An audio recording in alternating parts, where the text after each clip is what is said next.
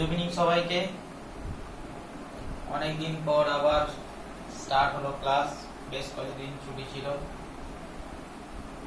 তো আমরা আগের যতগুলো ক্লাস করেছি তাতে আমরা প্রোক্যারিওটিক সেলটা কমপ্লিট করে দিয়েছি, পিপিএলও মাইক্রোপ্লাজমা সব পড়ে নিয়েছি, মানে ব্যাকটেরিয়া স্ট্রাকচারও পড়া হয়ে গেছে। এখন আজকে আমরা অ্যাকচুয়ালি স্টার্ট করব ইউক্যারিওটিক সেল এবং ইউক্যারিওটিক সেল সম্পর্কে ডিটেইলসে একটার পর একটা জানবো, ঠিক আছে? তো ইউক্যারিওটিক সেল বলতে গিয়ে ধরো আমরা স্টার্ট করছি ইউক্যারিওটিক সেল।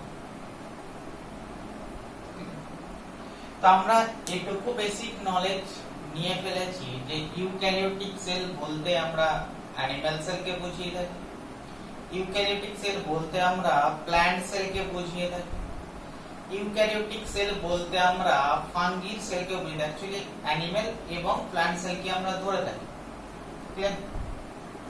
তো আমি যদি তোমাকে ধরো একটা অ্যানিমাল সেল দেয়া হলো, তাহলে তুমি বলবে এটা একটা ইউক্যারিওটিক সেল। ঠিক সেরকম একটা প্ল্যান্ট সেল দেয়া হলো, তার মানে সেটা একটা ইউক্যারিওটিক সেল। তো তুমি একটা সাপোজ একটা প্ল্যান্ট সেল নিলে, ধরো এটা একটা প্ল্যান্ট সেল নেওয়া, তুমি এই প্ল্যান্ট সেলটাকে নিলে, এখন তোমায় কোশ্চেন করা হলো, তো আমরা তো প্রোক্যারিওটিক সেল সম্পর্কে জেনে গেছি, তো এখন আমায় তুমি বলো এই ইউক্যারিওটিক সেলের মধ্যে কি রয়েছে। তাহলে ইউক্যারিওটিক সেলের মধ্যে কি আছে যদি জানতে হয়, তাহলে আমরা এর ভেতর পর্যন্ত ঢুকতে হবে। আর সেলের ভেতরে যদি আমি ঢুকতে চাই, তাহলে এর বাইরের একটার পর একটা স্ট্রাকচারকে তোমাকে সরাতে হবে। তো তোমাকে একটা প্ল্যান্ট সেল দেয়া হয়েছে, তুমি ডিসাইড করলে এর ভেতরে কি আছে আমি জানবো বা দেখব। তো তুমি যেই মাত্র প্ল্যান্ট সেলটা নিলে, সাথে সাথে এই প্ল্যান্ট সেল থেকে তুমি কি করলে, সবচেয়ে বাইরের যে কভারিংটা ছিল সেই কভারিংটা সরিয়ে ফেললে। এখন প্ল্যান্ট সেলের সবচেয়ে বাইরের কি কভারিং আছে না, আমাকে সোয়ান বলে দিয়েছেন যে প্ল্যান্ট সেলের বাইরে বাকি অ্যানিমাল সেলের তুলনায় একটা এক্সট্রা কভারিং থাকে এবং সেই এক্সট্রা কভারিংটার নাম সেল ওয়াল। তার মানে তুমি সবচেয়ে বাইরের কভারিংটা হাঁটালে, মানে তাহলে যদি এটা একটা প্ল্যান্ট সেল হয়ে থাকে আর তুমি তার সবচেয়ে বাইরের কভারিংটা হাঁটাতে যাও, তার মানে তুমি যে স্ট্রাকচারটাকে সরিয়ে দিলে সেটা হচ্ছে সেল ওয়াল। তাহলে যেই মাত্র তুমি সেল ওয়ালকে হাঁটিয়ে দিলে, এখন তোমার কাছে যে প্ল্যান্ট সেলটা রয়ে গেল তার মধ্যে কোনো রকম সেল ওয়াল নেই, তাহলে এটা একটা সেল ওয়াল বিহীন একটা প্ল্যান্ট সেল দাঁড়ানো। তো সেল ওয়াল বিহীন এই প্ল্যান্ট সেলকে আমরা একটা স্পেশাল নাম দিই, একে বলা হয় প্রোটোপ্লাস্ট। এর যে নামটা দেয়া হলো তার নাম হলো প্রোটোপ্লাস্ট, ক্লিয়ার? বাট এখনো তুমি সেলের ভিতরে তো ঢুকতে পারো না, কারণ তুমি জানো আরো একটা ইম্পর্টেন্ট মেমব্রেন রয়েছে সেলের চারিপাশে, যেটা অ্যানিমাল সেলও থাকে প্ল্যান্ট সেলও থাকে। তাহলে সেই সেকেন্ড মেমব্রেনটা তোমরা সবাই জানো, this is the cell membrane. তাহলে সেলের ভিতরে ঢুকতে গিয়ে আমাকে সেকেন্ড মেমব্রেনটাকেও সরাতে হবে। তো তুমি কি করলে, এই সেকেন্ড মেমব্রেন সেল মেমব্রেনকেও সরিয়ে ফেললে, ক্লিয়ার? যেই মাত্র তুমি সেল মেমব্রেনকে তুমি সরিয়ে ফেললে, এখন ভেতরে যা কিছু আছে লিকুইড, তাহলে পুরো জিনিসটা লিকুইডটা তুমি একটা কন্টেনারের মধ্যে কালেক্ট করলে। তাহলে সেলের ভিতরে যা কিছু ছিল সেই জিনিসগুলো তুমি একটা কন্টেনারের মধ্যে কালেক্ট করলে। একটা লিকুইড জিনিস তোমার এই কন্টেনারের মধ্যে জমা হলো, এই লিকুইড জিনিসটাকে আমরা বলে থাকি প্রোটোপ্লাজম, ক্লিয়ার? তার মানে আমরা এটুকু বুঝলাম, যদি একটা প্ল্যান্ট সেল হয়ে থাকে তাহলে এই প্ল্যান্ট সেলের লিকুইড বা প্রোটোপ্লাজমের বাইরে দুটো কভারিং থাকে, একটা সেল মেমব্রেন আর একটা সেল ওয়াল, ক্লিয়ার? আর যদি অ্যানিমাল সেল হয়ে থাকে তাহলে এই প্রোটোপ্লাজমের বাইরে একটাই মেমব্রেন থাকে এবং সেটা হচ্ছে সেল মেমব্রেন, ক্লিয়ার? মোশনটা দেখি। তাহলে অ্যাকচুয়ালি এই সেল মেমব্রেন এবং এই সেল ওয়াল, একে আমরা এক কথায় বলতেই পারি সেল কভারিং। তাহলে আমি যদি এটাকে এইভাবে ছকের আকারে লিখি, তাহলে যদি এটা একটা সেল হয়ে থাকে, তাহলে সেলকে দুটো মেইন পার্ট দিয়ে তৈরি আমরা বলতেই পারি। না একটা হচ্ছে সেলের বাইরে এই দুটো কভারিং, যাকে আমরা বলে থাকি সেল কভারিং। না আরেকটা বলতে পারি কভারিং গুলোর ভেতরে যে লিকুইড জিনিসটা থাকে, যেটা এক্ষুনি দেখলাম, যার নাম হচ্ছে প্রোটোপ্লাজম। তাহলে আমার লেখার মধ্যে কোনো ভুল নেই। তাহলে সেল মেইনলি দুটো জিনিস দিয়ে তৈরি, একটা হচ্ছে সেল কভারিং, যেটা সেলের বাইরে থাকে, আর একটা হচ্ছে প্রোটোপ্লাজম, যেটা ভেতরের লিকুইড পার্টটা মেইনলি। এখন এই যে সেল কভারিং আছে, এক্ষুনি আমি দেখলাম যে তুমি নিয়েছিলে সেলটা প্ল্যান্ট সেল, তুমি নিতেও পারতে অ্যানিমেল সেল। না যদি অ্যানিমেল সেল হয়ে থাকতো, তাহলে এই সেল কভারিং দুটো থাকতো, একটা ছিল সেল ওয়াল আর একটা ছিল সেল মেমব্রেন। তাহলে অ্যানিমেল সেল যদি হতো, তাহলে শুধুমাত্র সেল মেমব্রেন থাকতো, কোনো সেল ওয়াল থাকতো। বাট যদি এই সেলটা প্ল্যান্ট সেল হতো, তাহলে প্ল্যান্ট সেল হলে সেল ওয়ালও থাকতো, সেল মেমব্রেনও থাকতো। ক্লিয়ার? তাহলে এইটুকু পার্ট আশা করি আমার ক্লিয়ার হয়েছে। তাহলে আমি অন্তত দুটো জিনিস জেনে গেলাম, যে সেলের বাইরে কি কভারিং রয়েছে। এখন জানলাম এই কভারিং গুলোর ভেতরে যে জিনিসটা থাকে সেটার নাম হচ্ছে প্রোটোপ্লাজম। তাহলে এই প্রোটোপ্লাজমের মধ্যে কি রয়েছে? তো তুমি কি কাজ করলে, এই প্রোটোপ্লাজমের লিকুইডটার মধ্যে হাত ডুবিয়ে দিলে এবং যে ডুবিয়ে ডুবিয়ে কোন একটা জিনিসকে খোঁজার চেষ্টা করলে। তো তোমার হাতে ধরে একটা শক্ত কোন একটা বড় স্ট্রাকচার, অ্যাকচুয়ালি শক্ত নয়, কোন একটা লার্জ স্ট্রাকচার বোঝানোর জন্য আমি এরকম বলছি, বের করে নিয়ে এলে সেলের সাইটোপ্লাজমের মধ্যে সবচেয়ে বড় স্ট্রাকচারটাকে তুমি বের করে নিয়ে আসার চেষ্টা করলে, রাউন্ড শেপ। তাহলে তোমার হাতে যেটা বেরিয়ে এলো সেটা আর কিছু না, দিস ইজ দ্য নিউক্লিয়াস। না যখনই তুমি নিউক্লিয়াসটা বের করে নিলে, এখন তোমার কাছে যে লিকুইডটা পড়ে থাকলো, সেই লিকুইডটা আমরা বলতেই পারি নিউক্লিয়াস ছাড়া লিকুইড। না এই লিকুইডটার স্পেশাল নাম দেয়া থাকে, নাম হয়ে থাকে সাইটোপ্লাজম। তাহলে আমি বলতেই পারি প্রোটোপ্লাজমের আবার দুটো ভাগ। না যদি আমি নিউক্লিয়াসকে বাদ দিয়ে দিই, তাহলে যেটুকু লিকুইড পড়ে থাকে তার নাম হয়ে যায় সাইটোপ্লাজম। তাহলে সাইটোপ্লাজম এবং নিউক্লিয়াস মিলেই তৈরি হয়ে থাকে প্রোটোপ্লাজম। তাহলে আমি একটা জিনিস পেয়ে গেলাম, তাহলে সেলের ভিতরে, ইউক্যারিওটিক সেলের ভিতরে নিউক্লিয়াস রয়েছে, আর নিউক্লিয়াস বাদে জিনিসটার নাম হচ্ছে সাইটোপ্লাজম। ঠিক আছে? এখন এই সাইটোপ্লাজমের মধ্যে কি আছে, তুমি আবার হাত ঢোকালে, যে ঢুকিয়ে দেখি তাহলে সাইটোপ্লাজমের মধ্যে কি রয়েছে। তো তুমি যখন হাত ঢোকালে, দেখলে একটার পর একটা বিভিন্ন স্ট্রাকচার তোমার হাত দিয়ে উঠে আসছে। আর যে স্ট্রাকচার গুলো উঠে এলো, সেই স্ট্রাকচার গুলোকে আমরা একসঙ্গে বলতে পারি সেল অর্গানালি। যখন সমস্ত সেল অর্গানালি গুলো বাইরে বের করে ফেললে, দেখলে এখন তোমার কাছে যে লিকুইডটা পড়ে রয়েছে সেটা প্রায় ক্লিয়ার লিকুইড, একদম ক্লিয়ার কালারের লিকুইড। তার মানে সাইটোপ্লাজম থেকে তুমি যদি সমস্ত সেল অর্গানালি গুলোকে বাইরে বের করে নিয়ে চলে আসো, সেল অর্গানালি, তাহলে তোমার কাছে যে ক্লিয়ার ফ্লুইডটা পড়ে থাকে তাকে বলা হয় সাইটোসল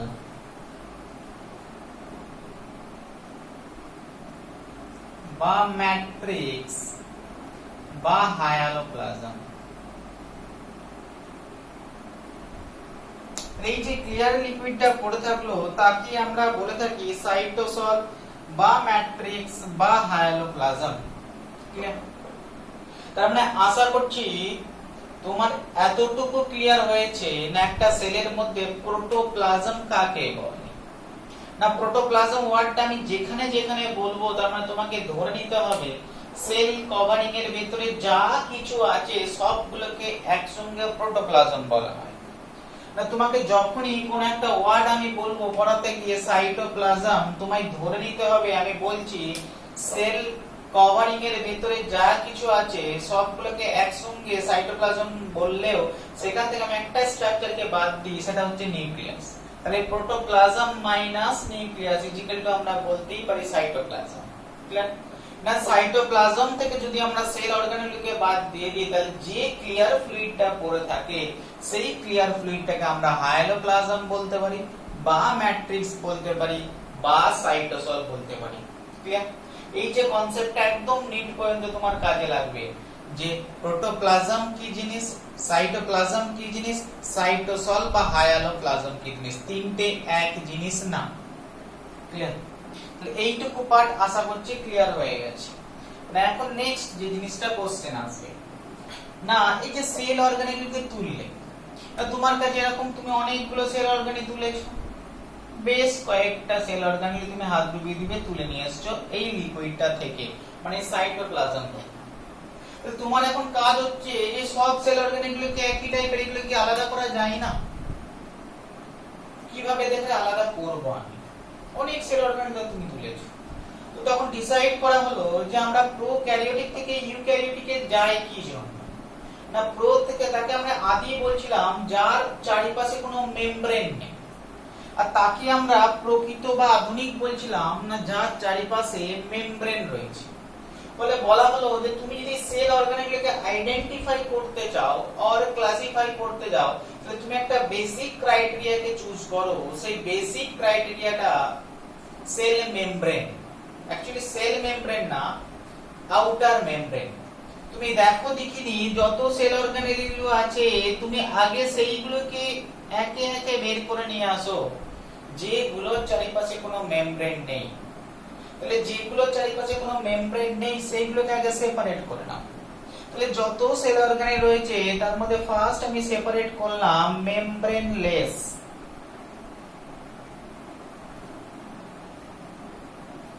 তাহলে বাকি যত সেল অর্গানেল পড়ে নিল সবাই মেমব্রেন যুক্ত, তাহলে সবার মধ্যে মেমব্রেন রয়েছে। তাহলে আমরা মোটামুটি সেল অর্গানেলকে বেসিক দুটো গ্রুপে ভাগ করলাম। তো এরকম মেমব্রেনলেস কি অর্গানেল আমাদের হাতে চলে এলো না, আমি দেখলাম আমার হাতে দুটোই মাত্র অর্গানেল বেরিয়ে এলো মেমব্রেনলেস হিসাবে। একটা হচ্ছে রাইবোজোম। না যদি সেলটা অ্যানিমেল সেল হতো তাহলে আমাকে সেকেন্ড আরো একটা অর্গানেল বেরিয়ে আসতো, তার নাম হচ্ছে সেন্ট্রিওল। তাহলে যদি এই যে জিনিসটা সেলটাকে যদি আমি অ্যানিমেল সেল নিতাম তাহলে আমার কাছে দুটো জিনিস আসতো, একটা হচ্ছে রাইবোজোম আর second one is the centriole. But যেহেতু আমি প্ল্যান্ট সেল নিয়েছি তাই আমি বলবো আমার এই মেমব্রেন স্ট্রাকচারের মধ্যে বেরিয়ে আসা উচিত রাইবোজোম, বাট একসঙ্গে আমি দুটোই বলে দিলাম। তাহলে আমি দুটো অর্গানকে আলাদা করে ফেলতে পারলাম, একটা হচ্ছে রাইবোজোম একটা হচ্ছে সেন্ট্রিওল। না বাকি যে অর্গানগুলো আছে দেখো সবারগুলোর মধ্যে মেমব্রেন রয়েছে। এই অর্গানগুলোর চারিপাশে কোনো মেমব্রেন না থাকলেও বাকি অর্গানগুলোর চারিপাশে মেমব্রেন আছে। তাহলে বাকি অর্গানগুলো তাহলে আমি আলাদা করব কি করে? তখন সায়েন্টিস্টদের চিন্তা করে তাহলে বাকিগুলোকে আমি আলাদা করব কি করে। হ্যাঁ, তো বাকিগুলোকে আলাদা করার জন্য সায়েন্টিস্টরা বলে ঠিক আছে মেমব্রেন ক্রাইটেরিয়াটা কি ধরে রাখো। তুমি দেখো দেখিনি এই যতগুলো মেমব্রেন যুক্ত স্ট্রাকচার আছে তার মধ্যে কতগুলো চারিপাশে ডবল মেমব্রেন রয়েছে আর কতগুলো চারিপাশে সিঙ্গেল মেমব্রেন রয়েছে। আমি আরো একদম ক্লাসিফাই করতে পারলাম না কতগুলো চারিপাশে ডাবল মেমব্রেন আছে আর কতগুলো চারিপাশে সিঙ্গেল মেমব্রেন রয়েছে। তাহলে আবার আমি ক্লাসিফাই করে দিলাম, তো দেখলাম এরকমই দুটো অর্গানিজম রয়েছে, একটার নাম হচ্ছে মাইটোকন্ড্রিয়া আরেকটার নাম হচ্ছে প্লাস্টিড। তাহলে আবারও আমার কাছে দুটো অর্গানিজম বেরিয়ে চলে এলো যে দুটো অর্গানিজমের ডাবল মেমব্রেন রয়েছে। তো আমি কি অনেক সময় বলি এটা মনে রাখার নিয়ম হিসেবে আমি বলে থাকি যে প্রাইম মিনিস্টার অথবা এমপি, এমপিও বলে মনে রাখতে পারো প্রাইম মিনিস্টারও মনে রাখতে পারো। না দেখবে যারা একটু নেতা প্রাইম মিনিস্টারই হোক বা এমপি হোক তারা দেখবে নরমাল জামা পরে না, তারপর একটা কোট পরে, তার মানে তাদের কভারিং দুটো, একটা শার্ট তার উপর আবার একটা জ্যাকেট। তাহলে আমি বলি যারাই প্রাইম মিনিস্টার বা এমপি তাদের কাছে ডবল কভারিং থাকে, তাই আমি এভাবেই মনে রাখতে বলি যে ডাবল মেমব্রেন যুক্ত স্ট্রাকচার হচ্ছে prime minister, plastid and mitochondria. বাকি যত সমস্ত অর্গানেল পড়ে রয়েছে সেই সমস্ত অর্গানেলগুলোকে একসঙ্গে আমরা বলে দিই সিঙ্গেল মেমব্রেন স্ট্রাকচার। দেখো তোমাকে এরপরে অনেক রকম টাইপের কোশ্চেন, তাহলে তুমি সবসময় মাথায় রাখবে মেমব্রেনলেস স্ট্রাকচারে দুটো নাম, তোমার মাথায় রাখতে হবে ডাবল মেমব্রেন যুক্ত স্ট্রাকচার দুটো নাম। বাকি যত অর্গানিজম রয়েছে সমস্ত সেল অর্গানেল সিঙ্গেল মেমব্রেন। দেখো নিউক্লিয়াসকে আমি ধরিনি, নিউক্লিয়াসও ডাবল মেমব্রেন।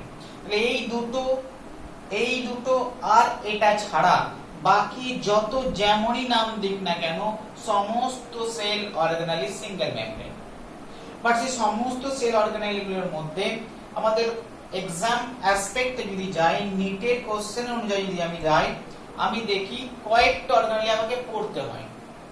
তার মধ্যে পড়ে ফার্স্ট আমাকে জানতে হয় গলগি বডি, অনেকে গলজিও বলে থাকে। তার মধ্যে সেকেন্ড আমাকে পড়তে হয় এন্ডোপ্লাজমিক রেটিকুলাম। থার্ড আমাকে পড়তে হয় লাইসোজোম। ফোর্থ আমাকে পড়তে হয় ভ্যাকুওল। অ্যাকচুয়ালি এই সবগুলো মিলে একটা স্পেশাল সিস্টেম ডেভেলপ করেছেন। আগে বলা হতো যে অ্যাকচুয়ালি সিস্টেমটা আগে তিনজনকে ইনক্লুড করেছিল, গলগি বডি, এন্ডোপ্লাজমিক রেটিকুলাম এবং লাইসোজোমকে, বাট এখন একে ভ্যাকুওলকেও এন্ট্রি করা হয়ে থাকে।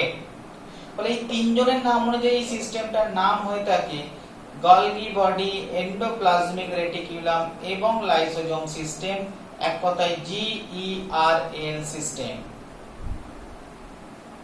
আরো একটা নাম আছে এন্ডোমেমব্রেন সিস্টেম। যেমন একে GERL সিস্টেম বলা হয়ে থাকে, যেহেতু একদমই সবকটা সিস্টেম একসঙ্গে কাজ করে এবং সবাই সিঙ্গেল মেমব্রেন যুক্ত সেলের ভিতরে থাকে। সেলের ভিতরে মানে এন্ডো মেমব্রেন যুক্ত কানেকশন, সেজন্য এই সিস্টেমটাকে আরো একটা নাম আমি এক্ষুনি বলে দিলাম, এন্ডোমেমব্রেন সিস্টেম।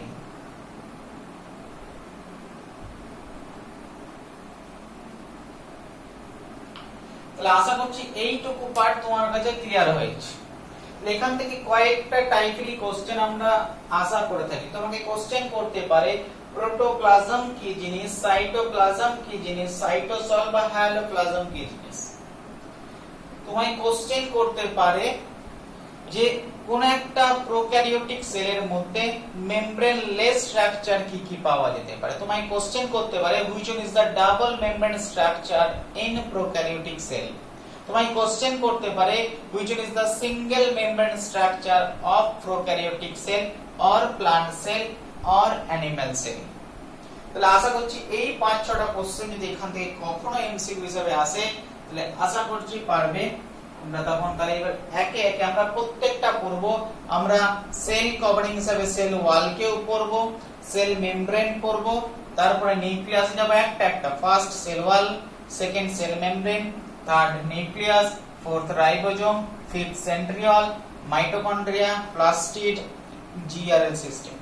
এই টোটালটা যদি আমরা পড়ে ফেলি তাহলে আমরা টোটাল ইউক্যারিওটিক সিস্টেম আমার কাছে কমপ্লিট হয়ে যাবে, টোটাল সেল চ্যাপ্টারটা আমার কমপ্লিট হয়ে যাবে। আজকে আমরা স্টার্ট করব the first part, cell covering এর সেল ওয়াল পার্ট। কারণ সেল ওয়াল পার্ট যখনই আমি বলতে শুরু করে দিয়েছি তবে তোমাকে ধরেই নিতে হবে সেল ওয়াল বলছি মানে আমি প্ল্যান্ট সেলের কথা বলছি, কারণ অ্যানিমেল সেলে সেল ওয়াল থাকে না। তাহলে আমরা স্টার্ট করব সেল ওয়াল।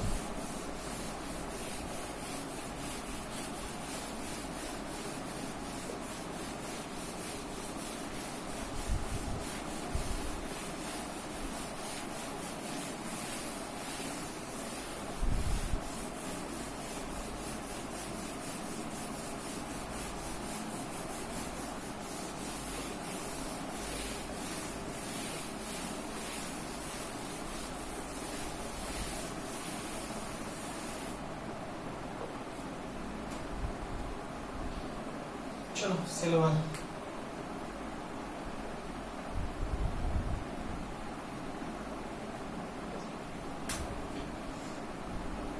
সেল ওয়াল যদি সামনাসামনি থাকতে হয়তো দু একদিনকে জিজ্ঞেস করতাম যে সেল ওয়াল কাকে বলে, ডেফিনেশন দাও। এখন সামনে নেও, বেঁচে গেছো, আমি পড়িয়ে দিচ্ছি। তো সেল ওয়াল, তাহলে সেল ওয়াল পড়তে গিয়ে তোমার ফার্স্ট তোমাকে যে কোশ্চেনটা জিজ্ঞেস করা হবে যে সেল ওয়াল কাকে বলে, একদম বেসিক কোশ্চেন, সেল ওয়াল কাকে বলে। না এটুকু তো আমরা জেনে গেছি, সেল ওয়াল যে স্ট্রাকচারটা সেটা হচ্ছে কোন একটা অ্যানিমেল সেলের সবচেয়ে আউটার মোস্ট কভার। এই বেসিক আইডিয়াটা আমরা আগেই পেয়ে গেছি। আর তুমি যখন ডেফিনেশন লিখবে এইটুকু বেসিক আইডিয়া লিখলে হবে না। না আউটার মোস্ট কভারিং তো বুঝলাম, বাট সেই কভারিংটা কেমন সেটুকু তোমাকে ডেফিনেশনে অ্যাড করতে হবে, নাহলে তুমি 1 নম্বর পাবে না। ক্লাস 9, 7, 6 এরকম লিখলে চলতো, বাট এই লেভেলে এসে তোমাকে একটু মডিফাই করে লিখতে হবে। তো অ্যাকচুয়ালি সেল ওয়াল কি যখন ডেফিনেশন দিতে যাবে তোমাকে সেল ওয়ালের বেসিক একটু ফাংশন তোমাকে জেনে নিতে হবে, তাহলে তুমি ডেফিনেশন অটোমেটিক্যালি জেনে যাবে। দেখো একটা সহজ জিনিস যে একটা অ্যানিমেল সেলের সেল ওয়াল নেই, বাট একটা প্ল্যান্ট সেলের সেল ওয়াল আছে, তার কারণ কি হতে পারে? আমি এভাবে ব্যাখ্যাটা দেওয়ার চেষ্টা করি না, অ্যানিমেল সেল তো আমরা তৈরি হয়েছে, আমাদের মধ্যে ইমিউন সিস্টেম রয়েছে, তাহলে বাইরে থেকে কোনো জিনিসপত্র যদি আমাকে অ্যাটাক করে আমাদের ইমিউন সিস্টেম সেলটাকে বাঁচানোর ক্ষমতা রাখে। বাট প্ল্যান্ট সেলে তো সেরকম কোনো ইমিউন সিস্টেম নেই সেই অর্থে। তাহলে প্ল্যান্ট সেলকে যদি বাইরে থেকে কোনো একটা জিনিস অ্যাটাক করে তাহলে প্ল্যান্ট সেলটা বাঁচবে কি করে?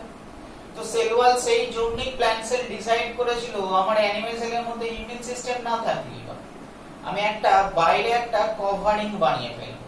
তাহলে সেল ওয়াল কি যদি ফাংশনের দিক থেকে দেখে থাকি তাহলে সেল ওয়াল মেইনলি তৈরি হয়েছে টু গিভ দা প্রোটেকশন। তো যখনই সেল ওয়াল তৈরি করার সময় সেল একটা দায়িত্ব দেয়া হলো যে ভাই তোমার মেইন কাজ হচ্ছে প্রোটেকশন, বলে ঠিক আছে আমি প্রোটেকশন দিয়ে দেবো।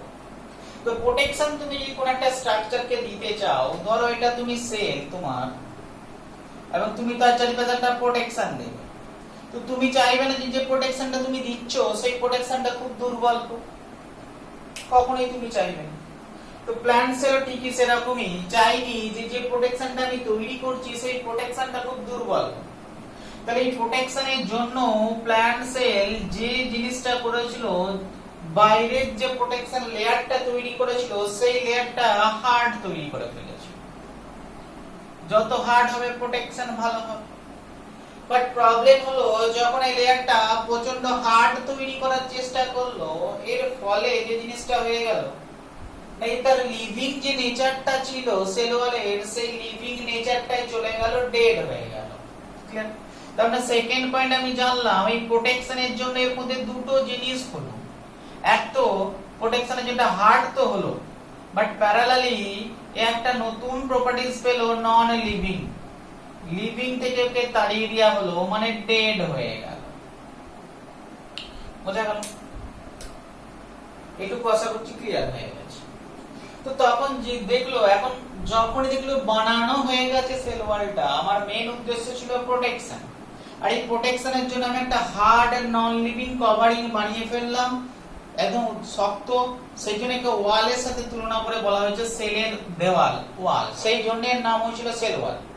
বাট প্রবলেম হলো যখন এই কভারিংটা তৈরি করে ফেললো তারপরে সেল দেখলো যে ভাই যদি আমি কভারিংটা ডেড যদি আমি বানিয়ে ফেলেছি, হার্ড বানিয়ে ফেলেছি, তার মানে আমি সহজে কোনো জিনিসপত্র নিতে পারবো না। এখন যদি কোনো জিনিসপত্র ভেতরে না আসে বা বাইরে না যায় তাহলে তো আমি বেঁচে থাকবো না, তাহলে আমার প্রোটেকশনে কি দরকার? তার মানে আমাকে বেঁচে থাকতে গেলে আমাকে সেকেন্ড এমন একটা কাজ করতে হবে যে আমাকে আশেপাশে এনভায়রনমেন্টের সঙ্গে কমিউনিকেশন করতে হবে। তো তখন সেল ওয়ালকে বলা হলো তুমি যখন প্রোটেকশন দিচ্ছ বাট প্যারালালি তুমি কিছু জিনিসপত্রকে আমার ভিতরে আসার পারমিশন তোমাকে দিতে হবে, কারণ আমি যদি পাশের সেলের সঙ্গে ঠিকঠাক ভাবে কমিউনিকেট না করতে পারি তাহলে আমি নিজেই বাঁচবো না।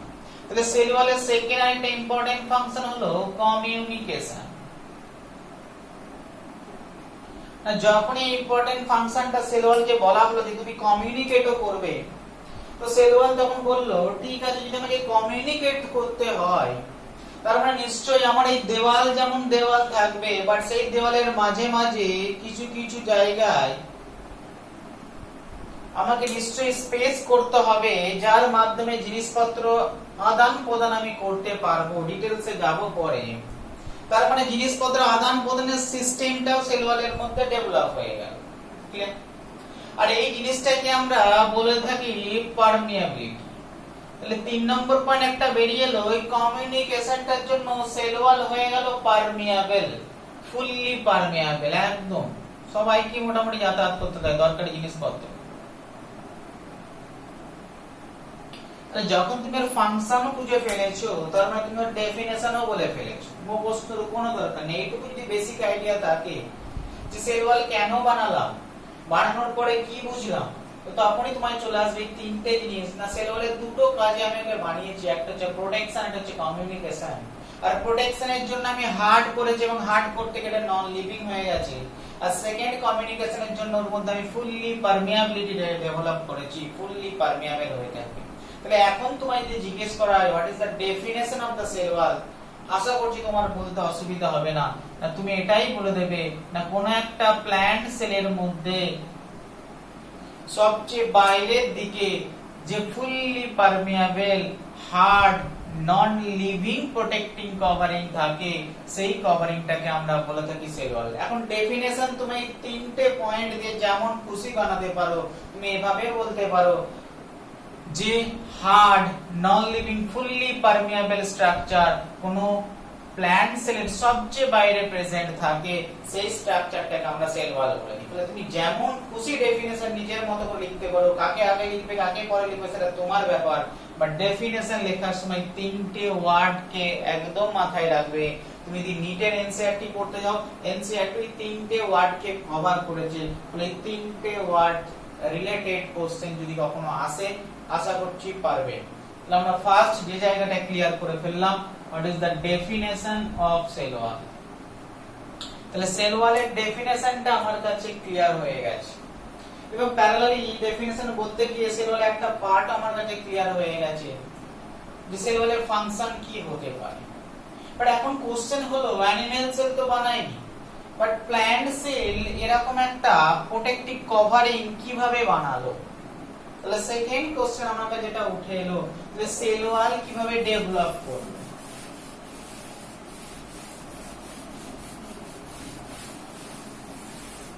How cell wall develop। তাহলে সেকেন্ড যে পয়েন্টটা আমি উল্লেখ করব সেটা হচ্ছে development. Development of cell wall clear. তাহলে সেল ওয়াল কি করে ডেভেলপ করলো, সেল ওয়াল কিভাবে ডেভেলপ করলো। তাহলে সেল ওয়ালের ডেভেলপমেন্ট তোমাকে বুঝতে হবে। তাহলে একটা প্ল্যান্ট সেলের বেসিক বুঝতে হবে যে কিভাবে একটা থেকে দুটো সেল হলো। তো সেল ওয়ালের ডেভেলপমেন্ট বোঝার জন্য আমাকে একটু সেল ওয়াল অ্যাকচুয়ালি সেল ডিভিশনের বেসিক জায়গাটা বুঝতে হবে। ধরো তোমাকে একটা প্ল্যান্ট সেল দেওয়া হলো, এটা একটা সিম্পল প্ল্যান্ট সেল তোমার কাছে রয়েছে। এখন আমি এভাবে এঁকেছি, ঠিক আছে, আমি বোঝানোর জন্য এভাবে, তো প্ল্যান্ট সেলের স্ট্রাকচার এভাবে না, হেক্সাগন ম্যাক্সিমাম টাইম এরকম হতে পারে, বিভিন্ন শেপের হতে পারে, ঠিক আছে। তো তোমাকে এই প্ল্যান্ট সেলটা আমি দিলাম। এখন এই সেলটা তুমি জানো এটা একটা ইউক্যারিওটিক সেল। এটা কি পড়েছো, ইউক্যারিওটিক সেলের মধ্যে একটা নিউক্লিয়াস থাকে, বিভিন্ন টাইপের membrane, less, single membrane, double membrane, অনেক স্ট্রাকচার পাওয়া যায়। বাট এই সেলটা যখনই ডিসাইড করলো যে আমি ডিভাইড করব, একটা থেকে দুটো হব, তার মানে সেল ডিভিশন স্টার্ট করব। না আমরা এইটুকু পড়েছি যে সেল ডিভিশনের মেইনলি দুটো পার্ট, না একটা পার্ট এবং ম্যাক্সিমাম টাইম যে টাইমটা নিয়ে থাকে সেটা হচ্ছে ইন্টারফেজ। না ইন্টারফেজ যদি এই যে সেলটা আছে এই সেলটা অনেকটা টাইম অতিবাহিত করে, যে টাইমটা এই সেলটা প্রিপেয়ার হয়, কিসের প্রিপারেশন নিয়ে থাকে, ফর এ ডিভিশন। তাহলে অনেকটা টাইমও নেয় এই সেলটা ডিভিশনের জন্য প্রিপেয়ার নেওয়ার পর যখন প্রিপারেশন কমপ্লিট হয়ে যায় তখন এই সেলটা ডিভাইড করে একটা থেকে দুটো সেলে কনভার্ট হয়ে যায়।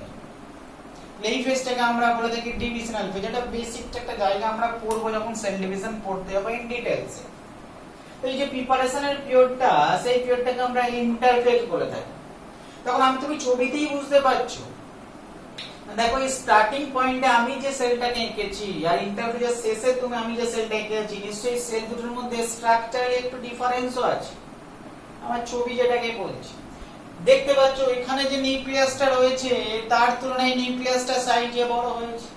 তুমি এটাও দেখতে পাচ্ছ এখানে যে সেলটা আছে সেই সেলটার তুলনায় এই সেলটা সাইজে বড় হয়েছে। তাহলে হঠাৎ করে এই জিনিসটা হওয়ার কারণ কি? অ্যাকচুয়ালি ইন্টারফেজে যে জিনিসটা হয়েছে, এখানে যে যে সেল অর্গানেলগুলো ছিল সেই সেল অর্গানেলগুলোর সংখ্যা বেড়ে গেছে।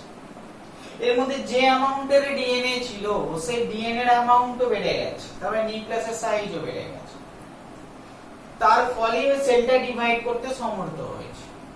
তার মানে যদি এই সেলটা ডিসাইড করে যে আমি ডিভাইড করব, তার মানে এই সেলের ভিতরে যত সেল অর্গানেলগুলো আছে সেই সংখ্যাগুলো ডাবল করে নিয়েছে। মাইটোকন্ড্রিয়া থাকলে মাইটোকন্ড্রিয়ার সংখ্যা ডাবল হয়ে গেছে, ক্লোরোপ্লাস্ট থাকলে ক্লোরোপ্লাস্টের সংখ্যা বেড়ে গেছে। গলগি বডি থাকলে গলগি বডির সংখ্যা বেড়ে গেছে, তাহলে সবই সংখ্যা বেড়ে গেছে। এবার দুটো সেল, এবার সেলটা বললো ঠিক আছে আমার যখন সবই হয়ে গেছে, দুজনায় আমার যখন দুটো রান্নাঘর হয়ে গেছে, আমার দুটো ডাস্টবিন হয়ে গেছে, দুটো নিউক্লিয়াসের মতো হয়ে গেছে, এখন আর আমার একসাথে থেকে লাভ কি, আমরা ডিভাইড করে দাও, ভাগ করে নেব। তখন এই সেলটা এদিকে একটা নিউক্লিয়াস এবং সমস্ত গলগি বডি, এন্ডোপ্লাজমিক রেটিকুলাম, সমস্ত মাইটোকন্ড্রিয়া, ক্লোরোপ্লাস্ট নিয়ে একদিকে হয়ে গেল, আর একজনা এদিকে নিউক্লিয়াস এবং সমস্ত জিনিসপত্র নিয়ে আলাদা হয়ে গেল। তাহলে এইদিকে একটা ফ্যামিলি তৈরি হয়ে গেল, এইদিকে একটা ফ্যামিলি তৈরি হয়ে গেল। এখন যদি দুজনের মধ্যে কানেকশন থাকে তাহলে আলাদা ফ্যামিলির মানে কি হলো? এখন ডিসাইড করলাম আমিও স্বতন্ত্র একটা ফ্যামিলি হিসেবে আলাদা থাকবো এবং আমিও স্বতন্ত্র একটা ফ্যামিলি হিসেবে আলাদা থাকবো, এবং মাঝে একটা আমাকে প্রাচীর দিতে হবে, একটা ওয়াল, দেওয়াল তুলতে হবে। তো তখন জিনিসপত্র ভাগাভাগি করার সময় বললাম একটা মাইটোকন্ড্রিয়া, এদিকে একটা মাইটোকন্ড্রিয়া নিল, এইদিকে গলগি বডি নিল, এইদিকে গলগি বডি নিল, এইদিকে এন্ডোপ্লাজমিক রেটিকুলাম নিল, এইদিকে হাফ এন্ডোপ্লাজমিক রেটিকুলাম নিল। এই জিনিসপত্র ভাগাভাগি করার সময় এখানে কিছু গলগি বডির টুকরো পড়েছিল, কিছু এন্ডোপ্লাজমিক রেটিকুলামের টুকরো পড়েছিল, তাহলে কিছু গলগি বডির টুকরো, কিছু এন্ডোপ্লাজমিক রেটিকুলামের টুকরো, জিনিসপত্র আদান প্রদান ভাঙানো কিছু পার্ট তো ভেঙে যেতেই পারে। এরকম কিছু গলগি বডি এবং এন্ডোপ্লাজমিক রেটিকুলামের টুকরো এখানে পড়েছিল। এই যে গলগি বডির যে টুকরোগুলো থাকে সেই টুকরোগুলোকে আমরা বলে থাকি ফ্রাগমোজোম। এই যে গলগি বডির যে টুকরোগুলোর কথা বলছি, এই টুকরোগুলোকে আমরা অনেক সময় শর্টে বলে থাকি ফ্রাগমোজোম।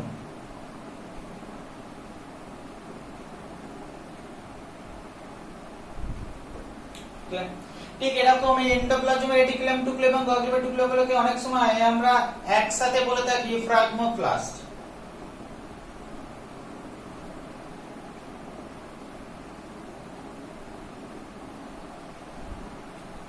এগুলোকে বলে ফ্রাগমোজোম অথবা ফ্রাগমোপ্লাস্ট। বানানটা দেখে নেবে, হ্যাঁ, ফ্রাগমো।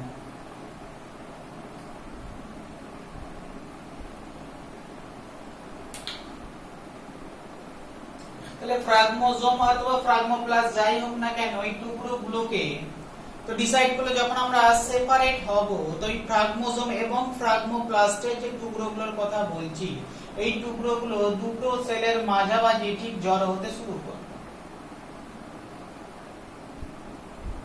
তাহলে দুজনা কি করলো, দুটো ফ্যামিলি কি করলো, এর যত সমস্ত কুচোকাচা ফ্রাগমোজোম ছিল, ফ্রাগমোপ্লাস্ট, সেইগুলোকে মিডিলে জড়ো করলো। এও সমস্ত ফ্রাগমোজোম এবং ফ্রাগমোপ্লাস্ট গুলোকে নিয়ে দুটো বাড়ির ঠিক মাঝে জড়ো করে দিল। না জড়ো করার পর বললো জড়ো করলে তো নষ্ট হয়ে যাবে, না জড়ো করার পর এই সমস্ত টুকরোগুলোকে জয়েন্ট করার জন্য সিমেন্ট এবং বালি নিয়ে, না সিমেন্ট হিসেবে আমরা